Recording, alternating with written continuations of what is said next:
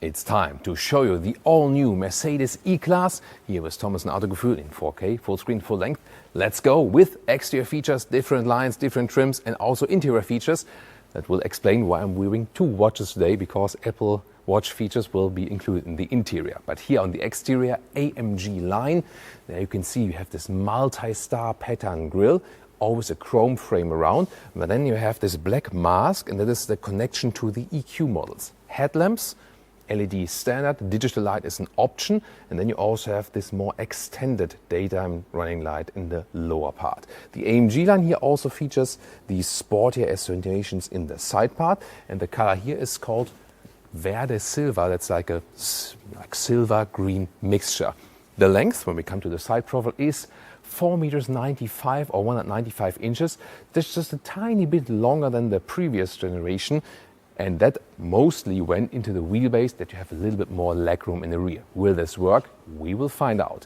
20-inch wheels we have here. 21-inch would be the biggest size available. And you have the classic business sedan look. Here you can see, and I would say really inspired of the S-Class. So this one, of course, sits between the C-Class and the S-Class. Has been, to me, always the essence of the Mercedes brand, the Mercedes E-Class, I think. Here we can see we have a night package that makes the frames around the windows all in black, and also here the side mirror caps. Interesting that we directly have the second line for you. This one here is the exclusive line. So once again, avant-garde base and then AMG line or exclusive line. And here in the exclusive line, we still have the classic Mercedes star on top to give you this executive look. Also the front grille looks different. It has now a horizontal stress. It's just that here the sensor plate is a little bit more visible than in the AMG line. Also here in the lower side part, the graphic is different. And if you would now think of a base E-Class, a new generation, it would have more this graphic in the lower part, but then more the grille of the AMG line, like this mixture. And a special new optional feature here, the illuminated front grille, available for all different grille versions. You can see it goes all the way around on the inside, works even while driving. It is connected to the main headlamp unit, so usually when you activate the daytime running light only, it would not appear, but it does now here in the show mode. Here in the AMG line front grille, I think somehow fits a little bit better to the AMG line, doesn't it? Here in the side profile of the exclusive line, we see the standard chrome frames, and I think it just fits the vehicle better, doesn't it? Towards the rear, we can see the rear lamps are already beginning right here, and we have an interesting new signature. This will be the same no matter which trim you pick. Once again, the chrome stress here. And in the lower part, is that a case for the Autogefühl fake exhaust police? Yeah, maybe not. I think we can still live with that. But when we then move to the AMG line, this is a clear case for the Autogefühl fake exhaust police, because this, there is nothing actually on the inside. But technology-wise, very interesting, they now also offer rear axle steering. Up to 4.5 degrees, the rear wheels can turn in the opposite direction than the front wheels, up to a threshold of 60 kilometers an hour or 37 miles per hour, and that massively reduces the turning circle by almost a meter. Standard suspension, by the way, is already one with selective dampers, will not be available for the plug-in hybrids, which will not be available in the US, by the way. And optionally, you can always get an air suspension, Airmatic, and that is also coming with a package together with the rear axle steering. I really like their key fob, good quality. And when I open the vehicle here, or when I slide it, then these flush door handles come towards me. They are standard. Cool, I think, the illumination, but I mean, these flush door handles, sometimes I think they're over-engineered. What do you think? Here, door closing sound.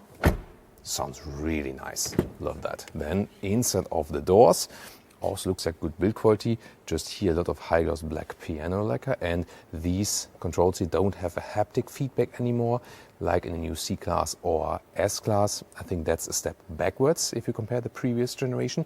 Optional 15-speaker Burmester sound system, or Burmester. Then here we can see the new interior here. We have some high gloss black piano lacquer here, and these new air vents. Soon more deals to that.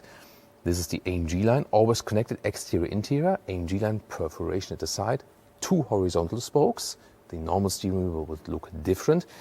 Seating, the thing is that this is the animal skin. You can also get Artico high-grade leatherette in different colors as well. And in Europe, in the AMG line, you also get microfiber at the inside of the seats. But they didn't do too much stress on more sustainable materials as for the seating. Then 1.89 m or 6'2", still leaves some headroom. There is a panoramic roof available, and you can actually also still open that. Yeah, we have to mention that nowadays, that you can also open a panoramic roof because more and more cars go for fixed panoramic glass roof. Rear seating area, of course, the main question is, what about the legroom? Design-wise, it looks, yeah, really like S-Class or also the new EQS models, for example, just pure design-wise. And we have a little bit increased wheelbase, and yeah, I do feel that. So it's actually good for the legroom, no problem at all. Headroom with my size also works, although there is the panoramic roof. So it also works for 4 tall Ls in the sedan here. It's still a combustion engine model platform, of course, and rear-wheel drive or optional all-wheel drive with a rear-wheel bias. That also means we have a massive middle tunnel, and sitting in the middle part is, yeah, always somewhat a compromise indeed, as you can see, obviously.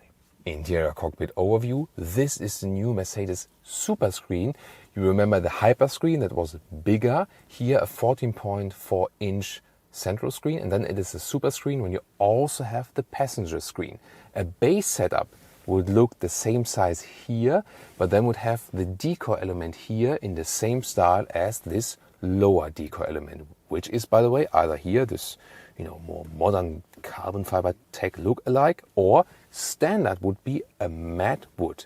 I love how they integrate the ambient lighting here around. That's what they can really do. Digital instruments. What you cannot see is the three-dimensional effect that is an option. You can see that something is changing here on camera, but in, you know, with your real eyes, you can see that here now you have like a depth in the field of view. That's kind of cool. And what you can also do is change the styles. Here more to a classic view. The first one was the sport view, or for example to the car internal GPS. And head-up display, you can also change the view styles for that. On the steering wheel, again, hashtag capacitive BS, and that leads to that sometimes you switch left and right to here, nothing happens. Or when you correctly hit it, sometimes it works, but then it also happened to me that I swept right, but then suddenly landed in this lower menu again. You know, here, now it works, but there are so many situations where it doesn't work. Wait a minute, who's spying on us now? Well, you get this new menu structure, more visible actually. In apps, you find the camera, which is a selfie camera. Hey guys, what's up? And you can also use this one here for video conference calls, for example. And now the solution to the riddle, why I'm wearing the Apple Watch here. It can now receive the Apple Watch data via the smartphone then, and showing, yeah, this is a quite high heart rate for me for stationary stuff because it's really hot in the studio here. This can also lead to some programs that the car suggests, hey, take a break, or I introduce a special AC program and so on. And talking about the AC, there is a special new function, digital vent control. And by that you can automatically adjust the air vents. Do you see that, Michelle? Here, how they automatically adjust. But the cool thing is, you can still operate them manually. That is possible without breaking it. So they intentionally went for that. Yeah. Is it a useful feature? Do we need that? Tell me in the comments. You see, the emphasis of the new E-Class is tech gadgets. And two more I have for you. The first one is here, the routines. This is where you can actually set like an automation in the screen. For example, if climate is below 10 degrees Celsius, or maybe like below, I don't know, 60, 50 Fahrenheit, whatever, then action seat heating. That would be with steering wheel heating. This would be one routine you could set. I activated some music now, and there you can see the new function. Of course, you can also turn it off. The active ambient lighting, and when there's some bass in the music, for example, you see here, but it works also with radio, you can see how the ambient lighting is dancing. Michelle earlier was suggesting, like, is that broken? No, it's a feature, it's not broken. So, I mean, while driving, probably not, that's a feature I would maybe do like stationary, and you want to listen to some music with your friends, then it might be fancy, right? And if you're really bored, then you can also play some games. For example, here, some shuffle puck, but I've already seen Angry Birds is also possible. And here with a different color, more this beige tone. And this is also here the standard middle console with an open cell wood. Beautiful, I would always go for that way. Actually, it's really cool. And once again, less black piano lacquer. You can still get a black piano lacquer middle console, but who would do that voluntarily? Gladly, this time it's an option.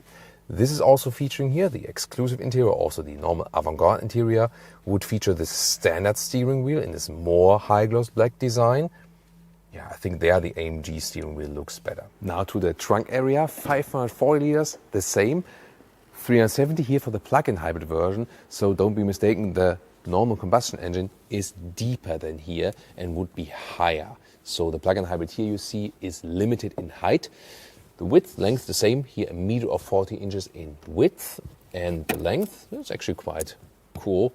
Here 113 in meters or 44 inches. And we can also fold the seats, pretty cool. That's a very good function.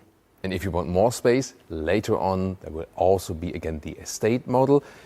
As we in Germany would say, Mercedes E-Klasse T-Modell. Listen and repeat, Mercedes E-Klasse T-Modell, Mercedes E-Class Estate. Engines, 2-liter 4-cylinders, petrol and diesel. Based on that, also on available markets, the plug-in hybrid models, both for petrol and diesel. And later on, once again, 3-liter 6-cylinder, petrol and diesel. We will keep you updated with this development. On the plug-in hybrid side, by the way, quite large battery, 25 kilowatt hours net, and this will give you an electric range of around 100 kilometers or 60 miles in good conditions. But the US market, once again, does not get the plug-in hybrids. There probably also the 3-liter 6-cylinder petrol engine will be more important. Would you go for the AMG line, or would you still stay with the standing upright star? Tell me in the comments. Nautic blue is the vehicle color right here, by the way. And well, I mean, when I was driving with my dad in the W123 down the motorway, and I'm like, come on, drive even faster, Daddy. Wow, that was an amazing experience, and this was a predecessor of the E-Class. And at that point, as a kid, I would have never imagined that one day I sit in an E-Class playing Angry Birds on the infotainment system and listening to a pumping ambient lighting sound. Yeah, that's how life goes. Well, yeah, full of tech, definitely. Do you like it? Tell me in the comments the features you love or maybe you hate. And also tune in to the Mercedes S-Class and the Mercedes C-Class.